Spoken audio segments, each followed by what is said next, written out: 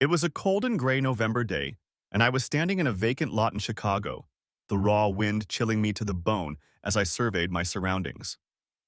Small pieces of charred wood and dry wall covered in soot, combined with shards of broken glass, dotted the ground, and small pieces of light debris whistled across the lot, driven by the relentless wind. I thought the scene was an apt metaphor for what my life had become, a burned-out empty shell of what it had been, cold and desolate, a monument to loneliness, bitterness, and failure. I kicked the piece of concrete and continued to ponder what I could do with what I had left. I met Olivia at a charity fundraiser a few weeks after my 29th birthday. At the time, I was essentially the second man in the family retail business, and my great-uncle Seth, the main shareholder and CEO, had advised me to attend the event to fly the flag, try to make friends, and possibly start a business. The event was boring to the extreme, filled with overly dramatic, self-righteous people who thought that by raising a few $1,000s to build a local library, they were on par with Mother Teresa. I was trying to be polite, nodding, smiling absent-mindedly, occasionally biting my tongue until it bled, and desperately hoping I could leave early when she quietly lowered herself into the seat next to me, flashed a 1,000-watt smile, and spoke as if we were old friends. Olivia was slight and graceful, a slender, bronzed-skinned, brown-haired girl who radiated confidence and ease of conversation. And suddenly I didn't mind the fundraiser at all. I've always been a pretty tenacious and competitive guy in school, work, or sports, but I've never felt particularly comfortable in social situations. Even from my days in business school, I was more or less married to my job, and that, combined with my inherent social awkwardness, made it doubly difficult to develop any experience with women. Because of my shyness, I almost never approached a woman for a date unless I'd known her for a long time, but I found Olivia irresistible, and by the end of the evening, I'd asked her out to dinner. We ended up having a great time, and contrary to my fears, we found common interests and had a lot to talk about. I quickly fell in love with her, and the feeling was mutual, and by the time I drove her home, it was clear that we would be seeing each other often. We dated for a couple months while the romance picked up steam, and soon we were seeing each other a couple times a week and spending quite a bit of time on each date. I clearly liked her and was more than interested in getting her into bed, but I wasn't at all sure how to take the next step forward without risking a painful rejection or even scaring her off completely. I wasn't a virgin, but I didn't have much experience with women either, and I'd always assumed that being lustful was a male thing. Olivia had readily dissuaded me of that. Up until that point, it had been the most pleasurable thing I'd ever done. From that point on, intimacy became frequent and easy as our relationship deepened. A few months later, we started living together, and a little over a year after we met, we were married. We moved into a 4-bedroom house in a beautiful tree-lined neighborhood, did a little landscaping, got a dog, and life has been very, very good.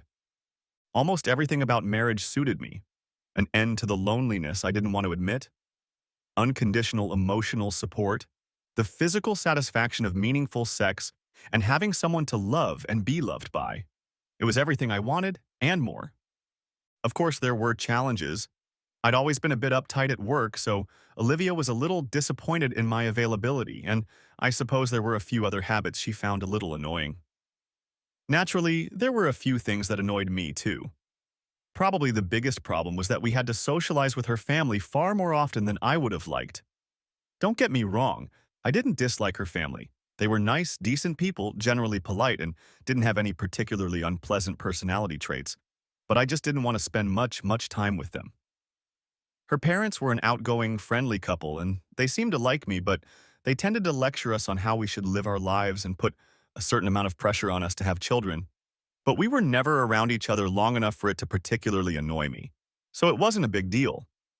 Her younger sister Mindy and her husband were a little more problematic for me. Mindy was a shorter and slightly more rounded version of Olivia. She dressed like Olivia, talked like Olivia, and when Olivia was around, never strayed more than a few minutes away from her. They were like virtual Siamese twins, whispering conspiratorially, laughing at inside jokes and gossiping shamelessly about friends and relatives, and since she and her husband lived 15 minutes away, we spent quite a bit of time together. I guess there was nothing wrong with that, or maybe it was jealousy, but when she was with Mindy, she wasn't really with me, and that couldn't help but be frustrating. Mindy's husband wasn't making things any better either.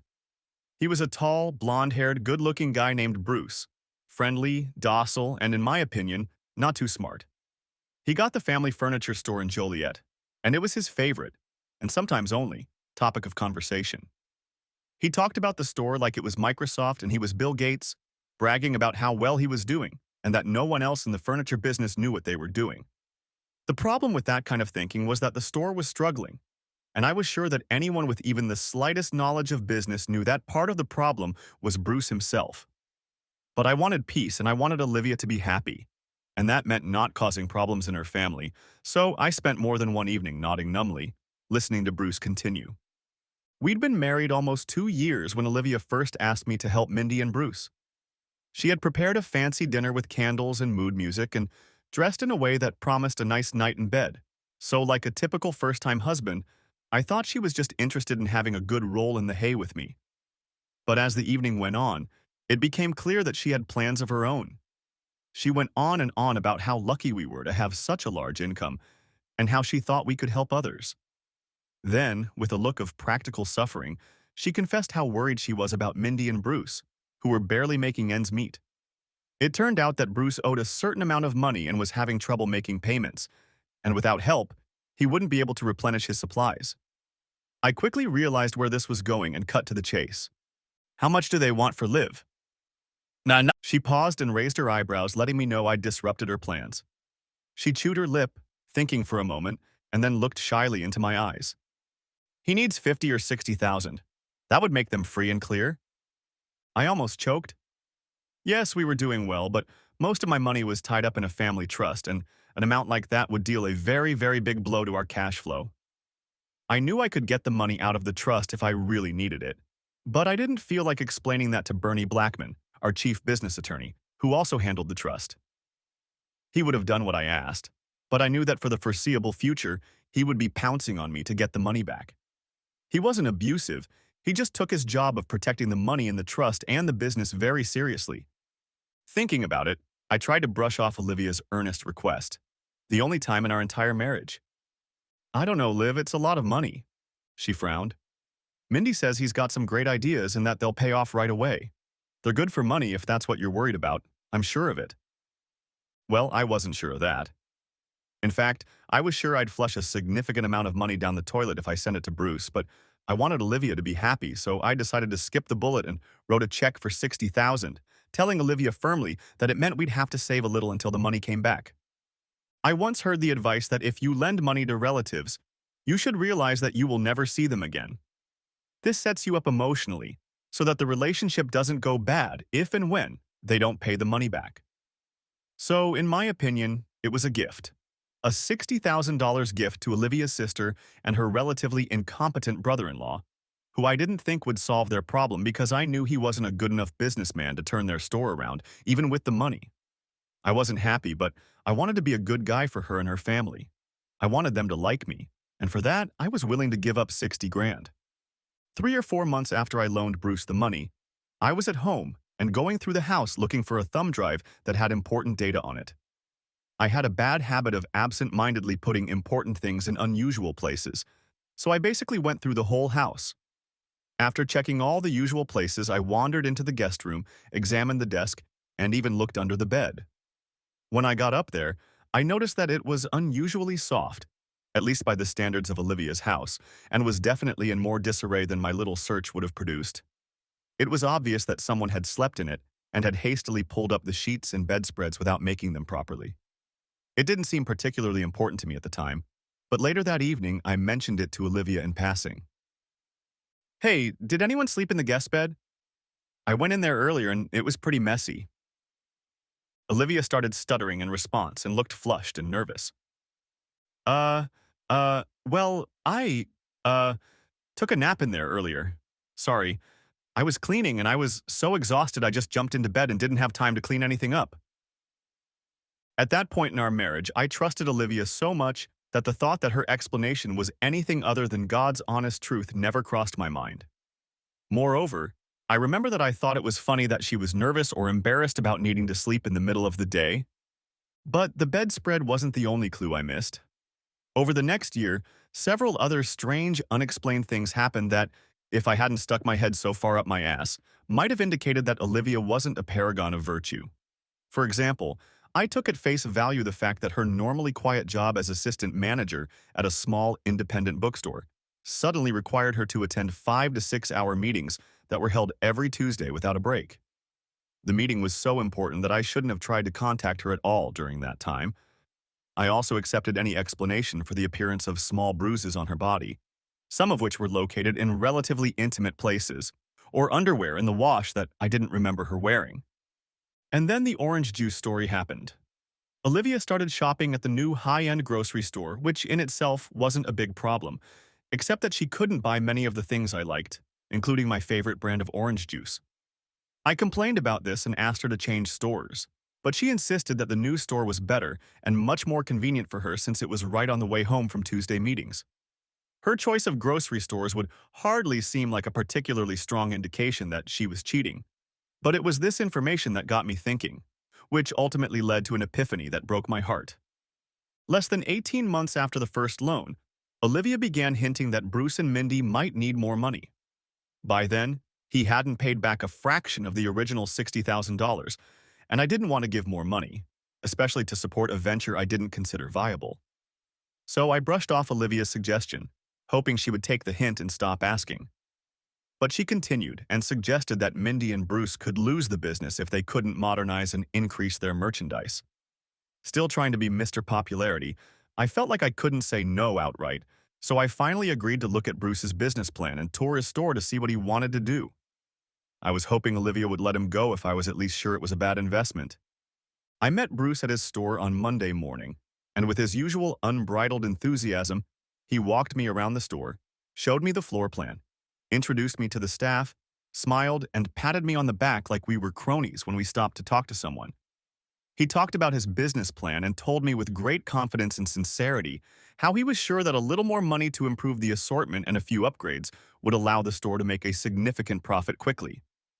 Bruce and I sat down in his office for half an hour, and I shared my doubts. As diplomatically as possible, I let him know that I thought the business had some pretty serious problems. I hinted that unless he could optimize and cut costs and prices, he was unlikely to be able to truly increase customer interest and revenue, even with the changes he wanted to make. I even, very gently, suggested that he consider selling the business and taking another job, but he took great offense to this and reiterated that he was sure a facelift was all he needed to make a difference. I didn't have the heart to outright refuse his request for money, so I explained that I didn't have enough personal funds to give him a large loan and that it would have to come from a trust. I told him I would go back and talk to Bernie and see if he could clear the way for a loan, but I couldn't guarantee anything. My plan was to avoid conflict and at least give the impression that I was making a legitimate effort to get him the money before breaking the bad news, and essentially blaming Bernie for us turning him down. Cowardly, I know, but I wanted to keep peace in the family and wasn't in the mood to lose that much money. Truth be told, Bernie would have done anything I asked him to do, but I had always instilled in everyone I knew that he had an obligation to keep the trust under control, and I couldn't override his decisions. It may seem unfair to make Bernie look like the bad guy, but frankly, I think he enjoyed the role and never complained to me about it. At the end of the conversation, Bruce nodded his head and flashed a wide, confident smile, letting me know that he thought he was going to get what he deserved. He shook my hand firmly and gave me another pat on the back, which made me feel even more guilty, and drove away. I pulled out of the parking lot and headed toward the highway, thinking about meeting Bruce and trying to mentally absolve myself of the sins of cowardice and borderline dishonesty I just committed at his store. I was driving along, not paying much attention to my surroundings, when I saw something that at first seemed like an odd coincidence, but then grew into a vaguely disturbing thought. It was a grocery store, smaller than most of the big chains, painted green, with a big sign that said Salvador's. It looked so unusual that I was sure I hadn't seen anything like it anywhere else, but the name brought it to mind for some reason, and I didn't immediately realize what it was about. I pondered it for a few minutes before it finally came to me. Salvador's was the name of the store Olivia had started shopping at, a store that didn't have my favorite orange juice and was much easier to get to. Only it wasn't near her work or our house or any other place it made sense for her to be during the week, so it didn't make sense that this store was convenient for what she did on Tuesdays, unless of course she did it at the furniture store. Thinking about it, some disturbing options began to loom. I turned onto the U and drove past Salvador's and then back to Bruce's furniture store and sat in its parking lot for a few minutes. I pulled out my cell phone and checked that it was the only Salvador store in Chicago, and then spent 15 or 20 minutes pondering possible reasons why she might have shopped there. I considered the possibility that Olivia had another office in the area at work, that she might be meeting Mindy for lunch, that maybe she frequented a fitness club or something in the neighborhood. But my thoughts kept bringing me back to a conclusion I didn't want to face.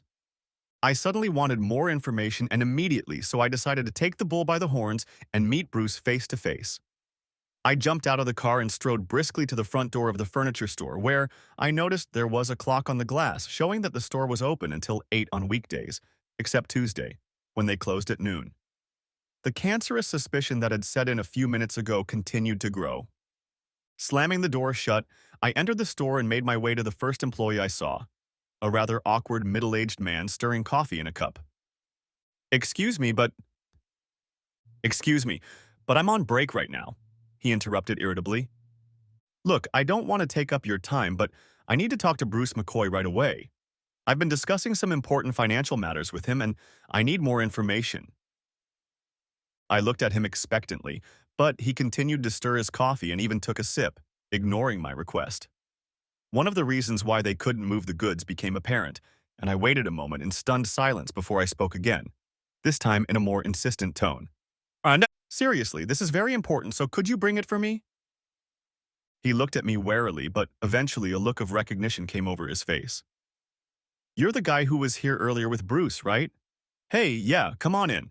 Bruce is meeting with a vendor right now, but you can wait for him in the break room if you want.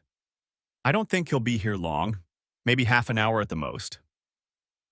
He leisurely led me back to the room and left me with a cup of coffee and the TV remote. I had a hastily devised plan to meet with Bruce decisively and bluff that I had irrefutable proof that he and Olivia were cheating. I threatened that if he didn't confess right away, the evidence would reach Mindy and the rest of the family. I figured if Bruce was cheating on her, he'd crack right away, and if he wasn't, I'd have to live with the shame. Maybe I'd make a joke about it or something. I paced around the room, going over the speech in my head, how I would suggest that I have pictures or a recording, or even say that Olivia confessed. Pondering the upcoming confrontation, I began to look around the room absent-mindedly. I rummaged through magazines for a bit and flipped through a few TV channels before I decided to poke around for clues. It gradually dawned on me that if they were using the store for a scam, there was a very good chance it would happen in this break room, and if they were doing it here, they would almost certainly use the shabby couch I was staring at. For a minute or two, I contemplated the couch with some anger and trepidation. It was faded, green, with a couple of coffee stains and a tear in the fabric on one of the armrests. It had clearly seen better days and would probably be better suited for a junkyard or some secondhand store. I pulled the cushion up to me and my pulse jumped slightly when I saw that it was a cot and that it had sheets on it. I quickly checked to make sure Bruce was still in his office and then unmade the bed. The sheets were a mess, wrinkled, with a couple of slightly darkened yellowed areas just where the wet spot should have been. There appeared to be a lipstick stain on the bed, and it smelled faintly of perfume. Opening the bed, I saw some debris on the floor under the couch, so I slipped my right hand into the space above the bed and strained to reach the uncleaned carpet below, taking turns pulling out items. Eventually, I pulled out a pen, 37 cents in change, a broken coffee cup, an empty jelly tube, and a restaurant receipt. The check was from a Mexican place Olivia liked to dine at, and at the bottom was her signature, smooth, elegant, and incriminating. In retrospect, I realized that the check was just flimsy, circumstantial evidence that could have been easily explained away with any number of stories or excuses.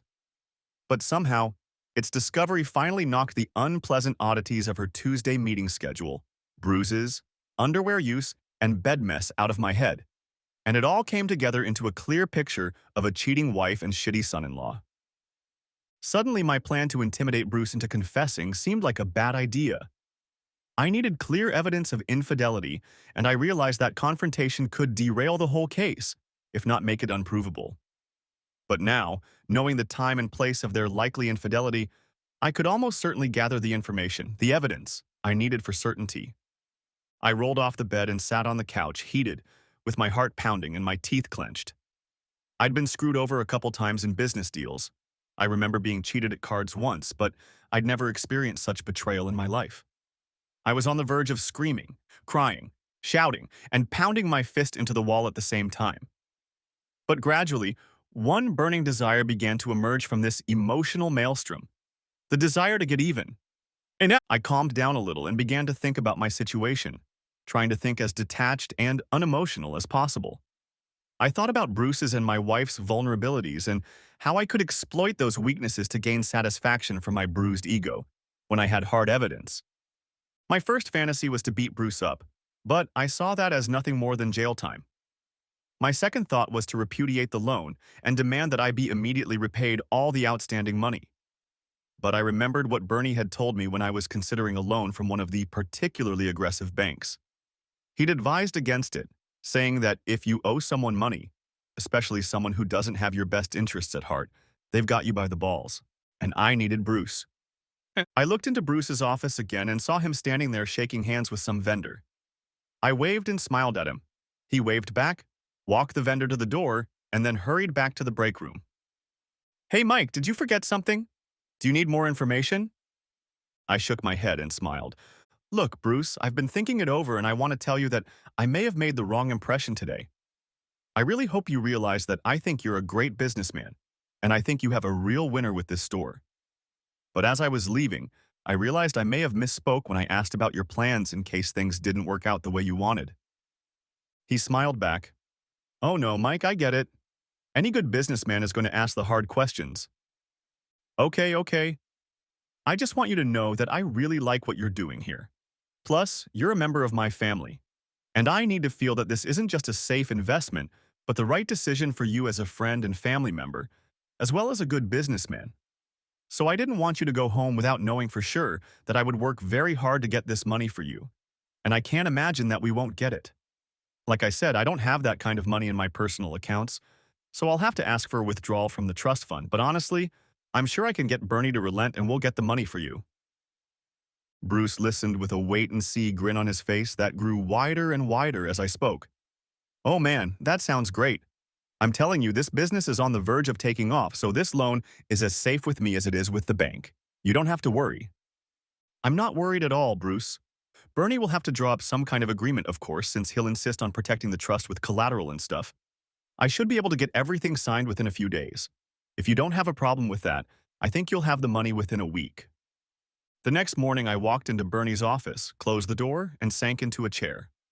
Bernie was on the phone, making some notes and raising one finger as a sign that he would soon be able to speak. I visibly fidgeted as he finished speaking, and he obviously noticed this because as he hung up, he cast a perplexed look at me and asked, "So, Mike, what made you so nervous this morning?" I cleared my throat and leaned forward slightly to speak. "Bernie, I think I'm going to need access to a trust to get a fairly large loan."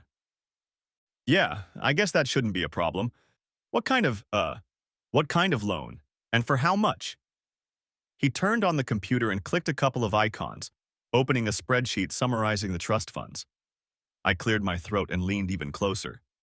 "Listen, Bernie, before we start the paperwork, the first thing I want from you is absolute confidentiality." "Sure, I always—" "No, look, I want you to understand that this is unusual, and it might be tempting to talk to Seth or someone else here at work or in the family. I don't want anyone but you and me to realize exactly what I'm trying to do." He fidgeted in his chair, furrowed his eyebrows, and, after hesitating a bit, began to answer. "Mike, if it's illegal—" "It's not illegal. It's not illegal at all. What's more, I want you to create a document that will be the pinnacle of impeccable legality." He shook his head and I continued. "I want to borrow some money. I want you to draw up the loan documents. I want the terms of the loan to be very clear. I want the loan to be properly secured by the very business I plan to lend it to, and I want the penalties for non-payment to be very, very clearly spelled out." "Sounds like you're expecting a default, like you want to trap the guy." "More or less."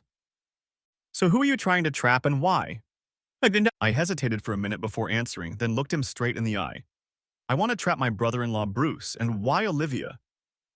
He raised his eyebrows in surprise and opened his mouth several times to answer, but never said a word. Finally, he took a sip from a glass of water on the table and choked. Are you, sure about this? Very, I replied. Very. A week later, the document was drafted, and I personally brought it to Bruce for him to read and sign. He asked his lawyer, a small, unassuming fellow named Tim Sowers, who also happened to be his cousin, to sit down with us to go over the document. Okay, Sowers began. I went over it last night, and it's pretty much what I expected from a business loan. But there are a couple things I'd like to point out, Bruce, before you put your signature on it, okay? Bruce flashed his emotionless smile. As always, agreeing and understanding nothing. Sure, give me the information, Tim. Sowers cleared his throat and looked at Bruce carefully.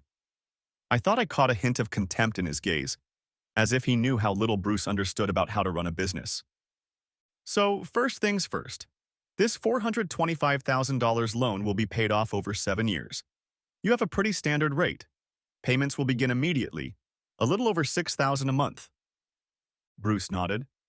You'll actually only get $365,000 since we'll combine that amount with your loan from a couple years ago. Mike will get his $60,000 back and you'll get the rest, okay? Capiche, Bruce replied smugly with a slight Italian accent. Tim looked at him again and sighed quietly. Okay then. The loan is secured. It's tied to your business as well as the property in Keokuk. Is it duck hunting? Yes. Bruce pointed to Bernie as he spoke to Sowers. They, want to make sure Mike's trust is protected in case the business goes bust. He wrinkled his nose briefly, then quickly added, but that won't happen. The business is in great shape. I think so, and Bernie Black seems to think so too. He nodded in my direction and smiled. And Mike certainly thinks so, don't you, Mike? Oh, yes, I replied with as much enthusiasm as possible. Bruce showed me the books, and I think he's got a winner. I smiled. But I don't know if you know Bernie or not, but he's very, very conservative and always considers the worst-case scenario. He wants to be absolutely certain that the trust is protected, so it's important to him that if for some impossible reason the business collapses, he has something to reimburse the trust with. Sowers frowned, then looked intently at Bruce. You do realize that in the event of a default, you could lose the business put into the trust? Maybe even the duck hunting grounds? Our family has owned them for a long time. Sure, Bruce spoke seriously, perhaps trying to convey to Sowers that he understood the warning and was taking it very seriously. I realize there are consequences. There's no question about it.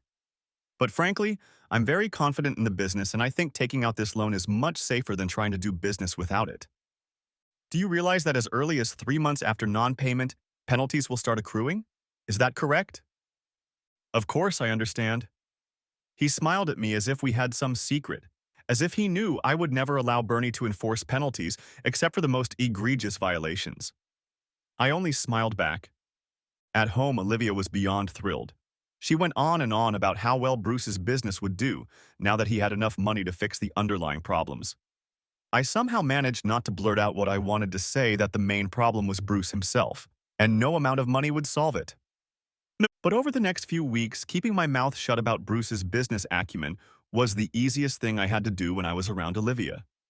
I needed to get more information to end the marriage the way I wanted to, and that took time, so I knew I would have to control my emotions, which changed daily from melancholy to rage to disgust at the thought of her cheating. Having dinner with her without exploding became a challenge, and sex became something to avoid, if at all possible.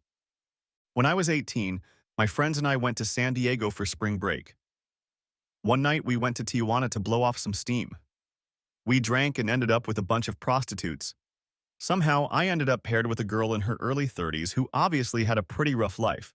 She wasn't particularly attractive, and probably even worse than I remembered, given that my ideas of aesthetic beauty had undoubtedly been tainted by a rather high blood alcohol level.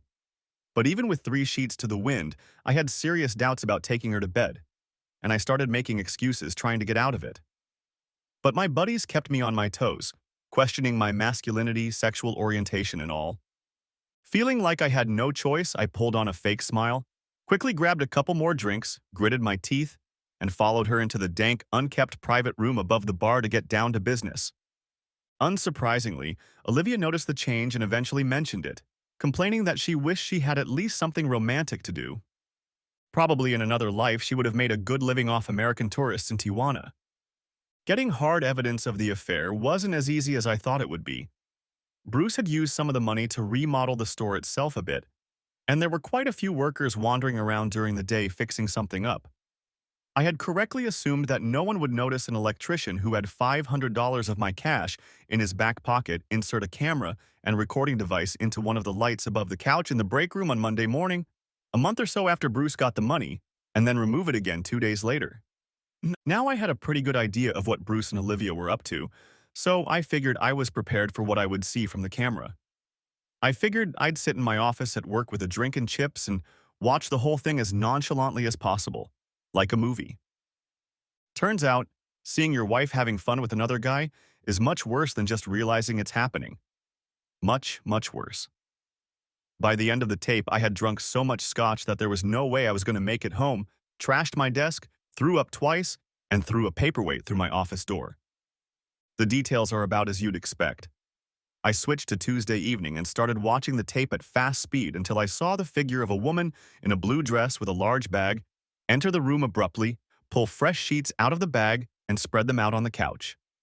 I immediately slowed the tape down to normal speed and saw with a sense of grim confirmation that the woman was indeed Olivia. When Bruce finally entered the room, Olivia put the book aside, smiled, and stood up to hug him. It was then that it became clear what had happened. A few minutes passed and I leaned forward to turn off the video when I noticed that they had started talking into the pillow. Olivia was lying on her side with her head propped up and resting her right hand on her conjoined right elbow. They looked at each other, talking quietly and smiling. Olivia began to complain quietly about having to use the furniture store as a love nest. Bruce rolled over on his side and replied, "Come on, Liv. If we use the hotel, we're bound to leave footprints and we almost got caught when we used one of our houses. We really don't have any other option." Olivia shrugged. I know. But I really wish we had another place to play. I just don't like this room, and changing last week's dirty sheets before we make love doesn't really inspire me." Bruce reached out and stroked her cheek, smiling. "Well, we can always just run away together." Olivia laughed back, and Bruce's expression turned thoughtful and his smile faded a little. "And seriously, Liv, do you ever regret marrying Mike? I mean, I love Mindy, and she's a good wife. But sometimes I don't know. Don't you think it would have been better if you and I had gotten married?" Olivia pulled herself up on the bed and sat up, leaning back against the couch, wrapping her arms around her knees, which were pulled up to her chest. Before answering, she looked at Bruce thoughtfully. "Come on, Bruce. How many times do we have to say it? What we have is special, very special. But no, I don't think it would be better if we were married. Sure, we'd be very happy together. But I also love Mike, and you love Mindy. If you and I were together, it would just be us. Mike is a very monogamous guy, and he would never develop a relationship with me if I were married, and I don't think Mindy would like that very much. The truth is, Bruce, people like you and me have the great gift of love. We can love more than one person at a time, and we should love more than one person. It's the right thing for us to do. But Mindy and Mike are not like that. Their tendency to self-limit means they will never be able to do what you and I do. They'll never be able to contain their emotions and make everyone happy." Upon hearing this, my outrage peaked, and that's when I sent my paperweight through the office door. Because I loved her, or maybe because she was the only woman who ever loved me, I probably never realized how arrogant, misguided, and self-serving my wife was. In her imagination, she had somehow turned her infidelity into some kind of virtue. For her, it was not a stab in the back to her lawful husband, but something that increased love in the world. Something she was not only entitled to, but was in some way a moral imperative. I slept on the couch in my office that night, and the next morning I drew up the necessary paperwork. When I got home the next evening, Olivia met me with her hands on her hips and a sour expression on her face. Said, "Where the hell were you last night? I was terribly worried. You didn't call, you didn't text, you didn't give me any clues. What the hell?" I stopped her with a raised hand. "I was at work last night. I got drunk and couldn't drive home, so I stayed there." She looked at me with complete bewilderment. "Wait, what? You got drunk? At work?" I smiled and nodded back at her, and she continued, "Well, at least you could have let me know what was going on. I almost called the police. And why the hell were you drinking on the job? She was still looking at me, but there was extreme bewilderment in her question. Without answering, I skipped past her into the living room and sank down onto the couch, swinging my legs over the coffee table, placing my briefcase in my lap and opening it. Olivia, letting out an exasperated sigh, followed me into the living room and sat down angrily in the chair across from the couch. Hey, what about Mike's answers? What were you doing drinking so much at work? What happened last night? What's going on? I continued digging through my briefcase and pulled out a couple folders, placing them one by one on the couch next to me. Hold on a second, Liv. I want to put this place in order. I rummaged through the papers some more, dangling my feet off the desk and leaning forward to put them back where they belonged. I rubbed my hands together as if anticipating a sumptuous meal, looked at Olivia and smiled. Okay, let's get started then. What, let's get started? Yeah, well, after last night's experience. Last night? What happened last night? Olivia's aggressive attitude when I got home was quickly replaced by something more passive. I began to feel a slight sense of dread. Can you at least tell me what you did last night? Oh, yeah. I watched a video. Huh? Yeah, I was watching a tape of you and Bruce having fun on the couch in the break room, and I found it a little disturbing, so I must have had a little too much to drink. You realize? I smiled a thin, emotionless smile at Olivia that mirrored the bewilderment on her face, followed by shock, fear, and bewilderment. Her mouth was half open and making small, spasmodic movements, barely opening and closing, unable to make a single meaningful sound. Her eyes, moist and increasingly moist, darted back and forth from the papers on the table to the door and to me, as if she expected someone or something to come through the door, put the papers away, and everything would be all right. Finally, she uttered, I don't understand, Mike. What are you talking about? Stop it, Olivia. You can't be so stupid. I'm talking about you and Bruce and what you two did yesterday and every other damn Tuesday for at least a year. I gestured to the papers in front of me. I'm talking about the end of our marriage.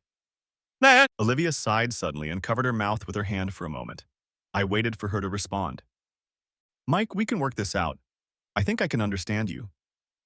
Oh, I think I understand Liv. I pulled a DVD out of my briefcase, held it in my hands, and then handed it to her across the table. I got a lot of information last night that will help me understand. Indeed, a veritable goldmine of new facts about my loving wife and friendly brother-in-law.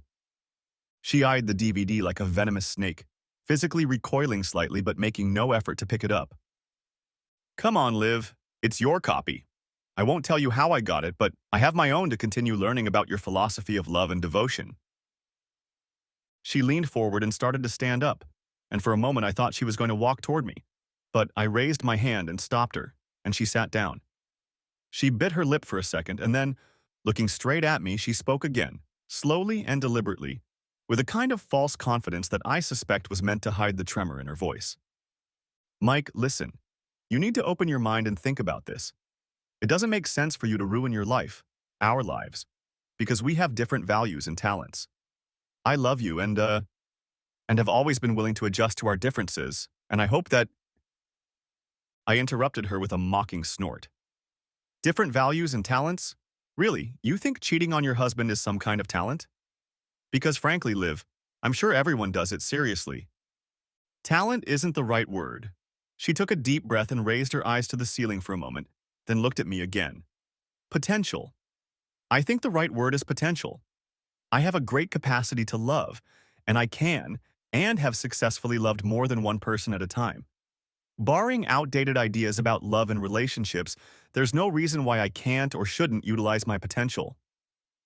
Please stop. Honestly, you're just wearing me down with your excuses. I get that you think you have some special ability that gives you the right to cheat, lie, and sleep around when you should be faithful. But really, that's just Liv's bullshit excuse. Anyone can have romantic relationships with more than one person at a time. That doesn't make them lovers with great powers. It just makes them cheaters.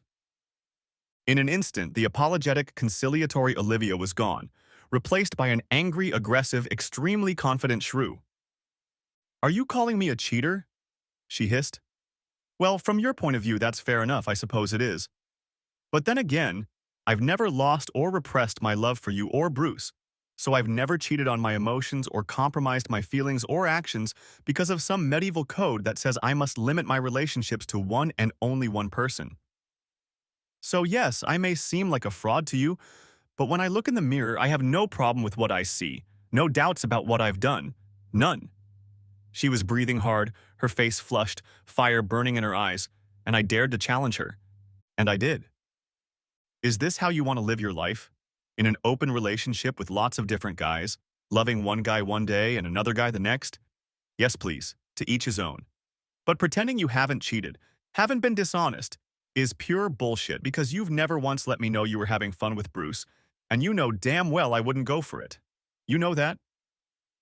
She sensed my fire and turned away from me slightly, avoiding my gaze. But I turned so that my eyes met hers and then continued. So you chose to lie by omitting the truth. The biggest omission of truth I've ever encountered. You made me, and almost everyone else, think we were a couple bound exclusively to each other.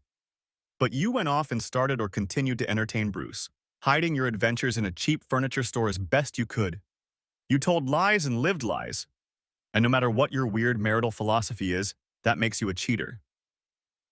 Tears streamed down her cheeks, her mouth was tightly clenched, and she shook her head slowly, more angrily than sadly, expressing her disagreement with my words, but apparently couldn't find the words to back up her feelings.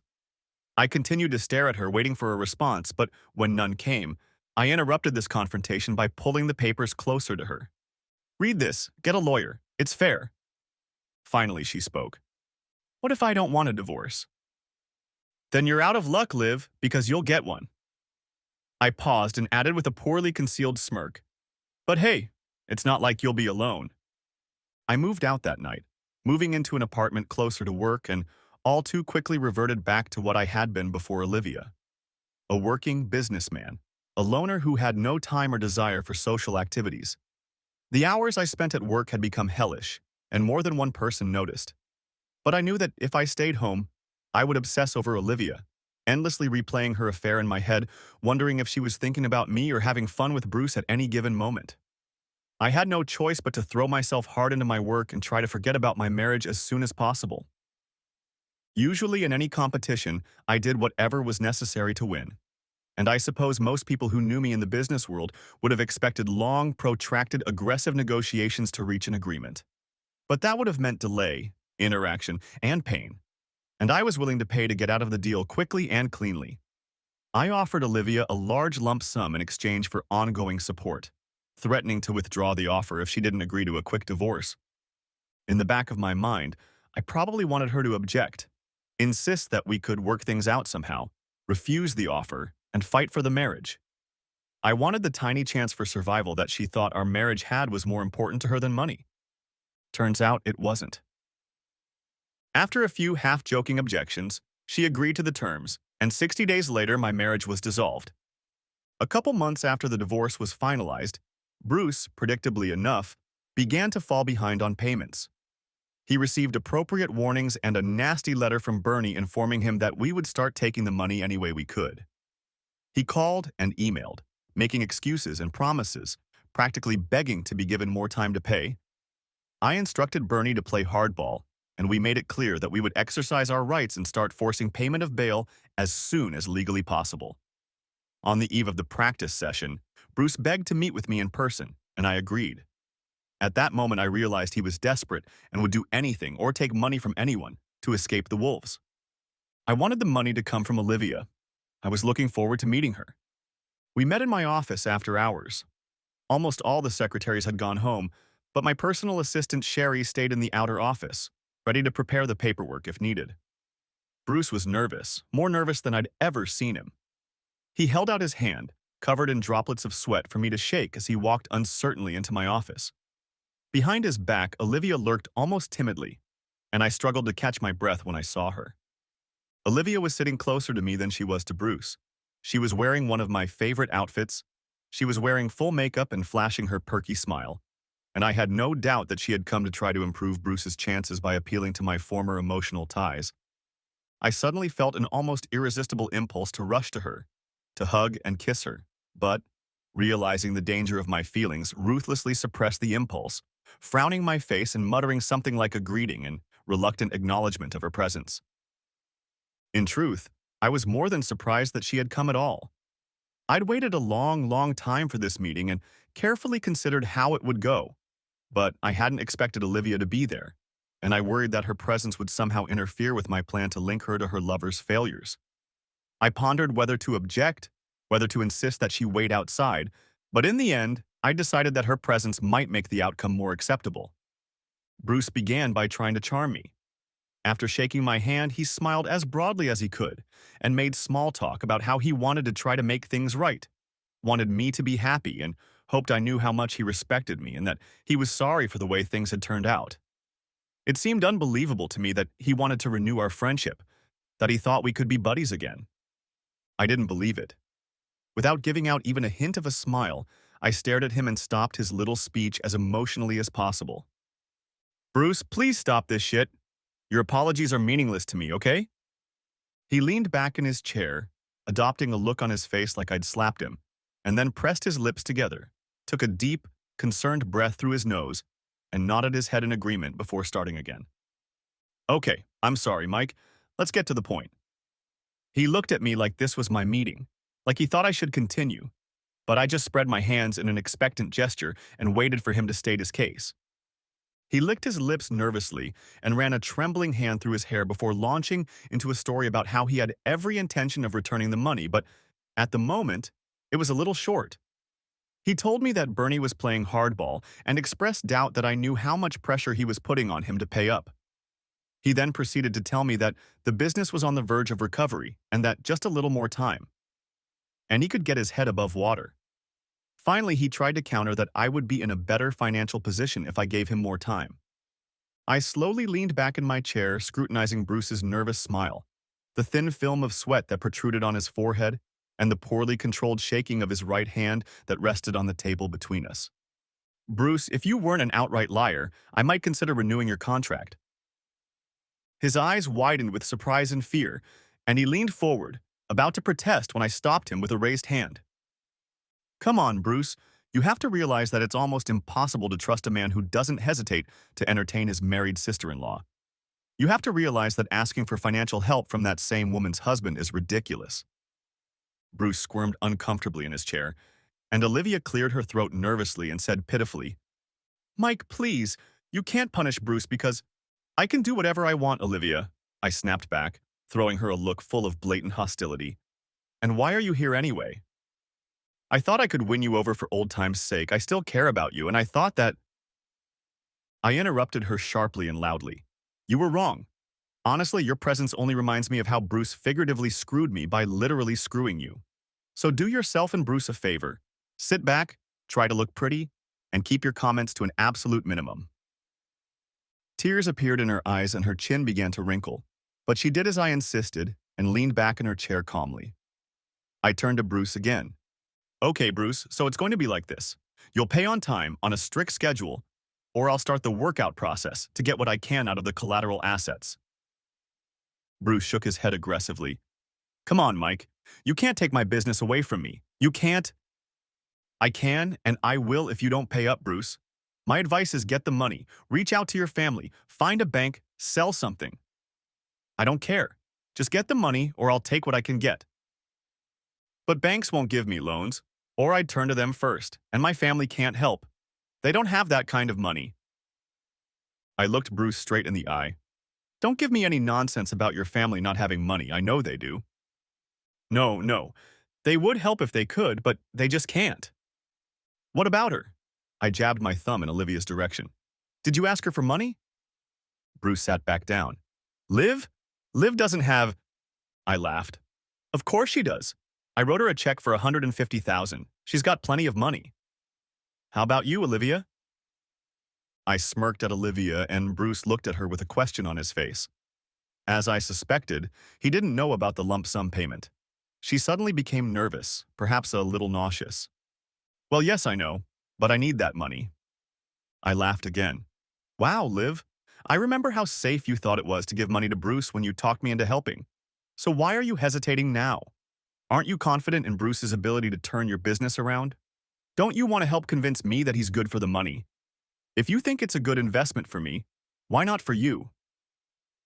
I looked at her with an expectant, evil smirk. She swallowed hard, looked at Bruce for a second, then back at me.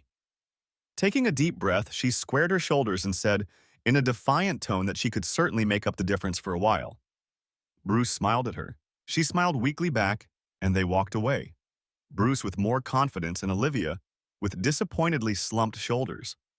Opening the door in front of them, I left them with one last admonition. Remember, Bruce, I don't care how. I just want the money. You'll get your money. He spat back at me. Olivia looked worried. Over the next few months, I continued to try to find solace in my job. Businesslike and efficient with everyone, I continued to avoid any personal conversations at all costs, completely abandoning any social opportunities, preferring instead to work or be alone. I tried desperately not to think about my wife's betrayal and infidelity, but everything reminded me of her, even, of course, the monthly check from Bruce that appeared on my desk. The check brought a kind of bitter satisfaction, a feeling that in some way I had been able to drag the authors of my unhappiness down with me. The situation got a little worse when Mindy contacted me. She emailed me several times and even called me on the phone. I was quite surprised to learn that Bruce and Olivia had confessed to her, no doubt a softened version of their affair, and that she took it rather hard at first but eventually forgave them both. To my disappointment and horror, she vaguely hinted that she had guessed that they had been lovers, and that they had come to some sort of agreement whereby Bruce and Olivia continued to see each other. She even made a half-hearted attempt to talk me into considering taking Olivia back. My responses were bitter and curt, and I was sure that by the end of the second conversation I had left her in tears, after which I never heard from her again. Mindy's apparent tolerance made it clear that the emotional price Bruce and Olivia were paying was far less than I had hoped. I was very much afraid that somehow the store would become solvent, Bruce would pay off his debt, Olivia would be paid off, and they would all be happy with the outcome both financially and emotionally. And they'll leave me behind, collectively shaking their heads at the poor, unfortunate man who just can't grasp what modern love is all about. I shouldn't have bothered. The furniture warehouse burned to the ground 9 months after I met Bruce and Olivia. It was a spectacular 2-alarm fire that threatened neighboring structures and made the nightly news. I didn't see the coverage, but Bernie did, and he immediately called me to discuss the aftermath. He was furious that I had taken such a risk, as he was sure the trust had flushed a fairly large sum of money down the toilet. I calmed him down by promising to personally buy out the loan obligations in the event of default, and assuring him that the property itself was worth something simply because of the location. The obvious questions about the fire were asked, and when the catalysts were discovered, the insurance company immediately denied payment. With no income from the store, Bruce paid off the loan in full, and I purchased the smoking ruins of the building and 35 acres of land for duck hunting on the Mississippi. The criminal investigation lasted nearly 6 months. The detectives gathered some pretty solid circumstantial evidence against Bruce and Olivia. They were able to prove that the store was making losses and that Olivia was shelling out more and more money each month to keep it afloat. Bruce made several desperate attempts to get loans from other sources, but failed, and then, as quietly as possible, made one last attempt to sell the business. But no buyers were found, even at a grossly undervalued price. Investigators could find no evidence that Olivia or Bruce were near the store the night of the fire or that they had bought anything to start or accelerate it. But their case was built on the theory that they had hired a professional to set the store on fire. Olivia's home computer had numerous search terms containing the word arson, phone records showing communication with at least 2 men with arson convictions, and that she had withdrawn $15,000 in cash the week before the fire. Olivia and Bruce had some good representation, no doubt bought with what money she had left, and the DA, knowing he was in for a fight, started making deals.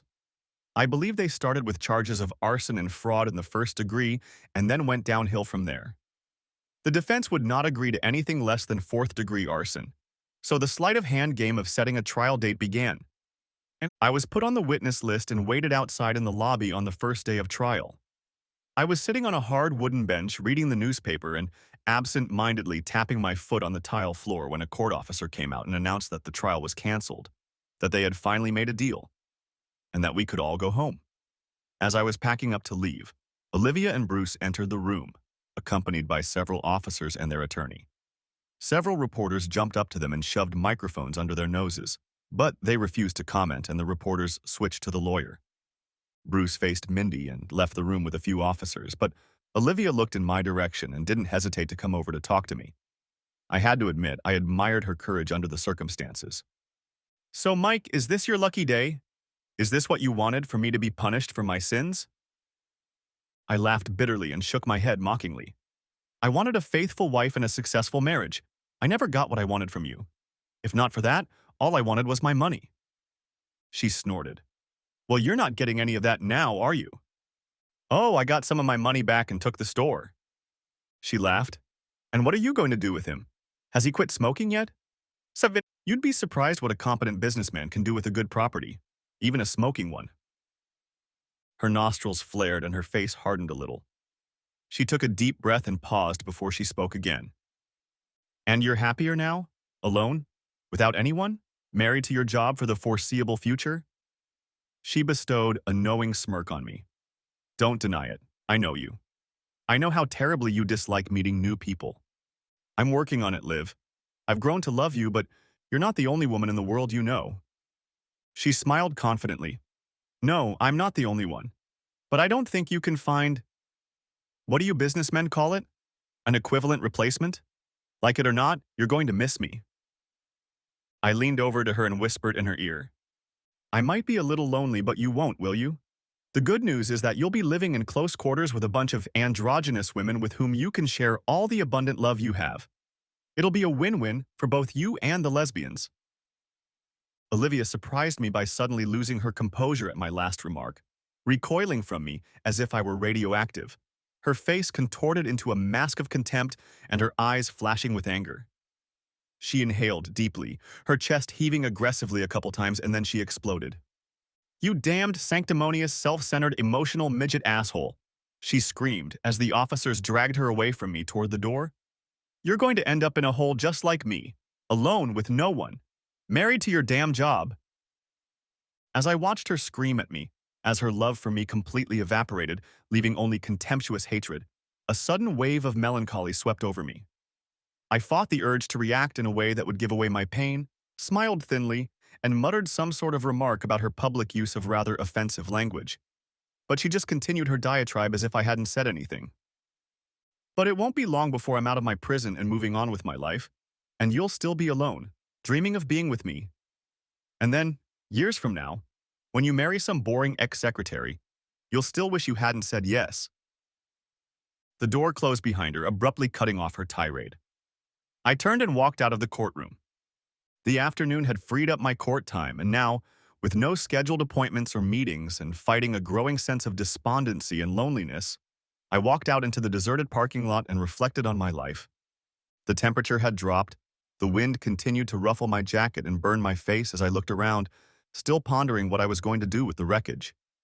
I wasn't sure if I could salvage the situation and was most inclined to sell everything, forget about the loss, and focus on what I'd always done. It was the safe thing to do, perhaps even the smart thing to do. But I knew there was another option. I could take a risk and rebuild, maybe even open another furniture store. I pondered the possibility of successfully selling furniture in the same location where Bruce had failed. I thought about making a big deal out of it, with lots of advertising, billboards, maybe even TV spots that Bruce and my ex couldn't miss. I could even call it Olivia's and have lots of hot sales. It struck me that the decisions I was making about the plot were similar to the decisions I was unconsciously making about my life in general.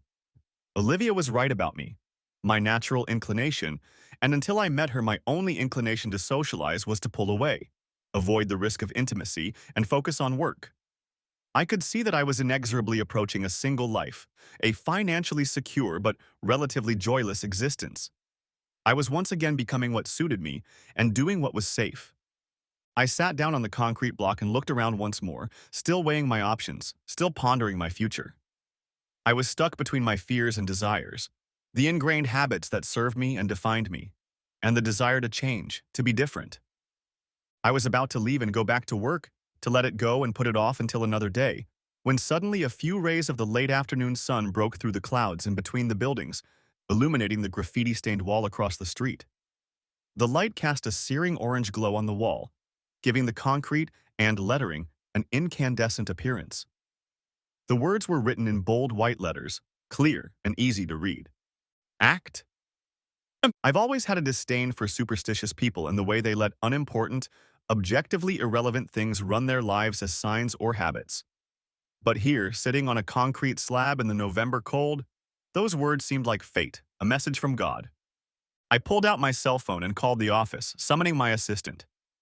Sherry, who is that architectural firm that designed the new mall that's being written about so much? The one with the glass and the fountains? Hammer, I think. She hummed lightly to herself, checking. Yeah, Hammerstone. They seem to be based here in Chicago. Okay, look, could you set up an appointment for me as soon as possible? She hesitated for a second. Are we building something? I looked around the lot, mentally envisioning a new store, and suddenly felt a surge of confidence. Yeah, I think we are. I think we are. Uh, okay. Sure, boss. Anything else? I chewed my lip for a second as my gaze stopped again at the graffiti on the opposite side of the street and read the call to action again. Yeah, Sherry, there's something else. You know the jeans rep? The tall blonde Brenda? Brenda White, I think. Yes. Sherry's voice grew increasingly incredulous, and I wondered if she thought I was up to something. Can you give me her number? Sure, boss. Do you want me to put her through? No. No, I'll make the call myself, thank you. Thanks for watching, hope you enjoyed. Subscribe to my channel and watch for the next video.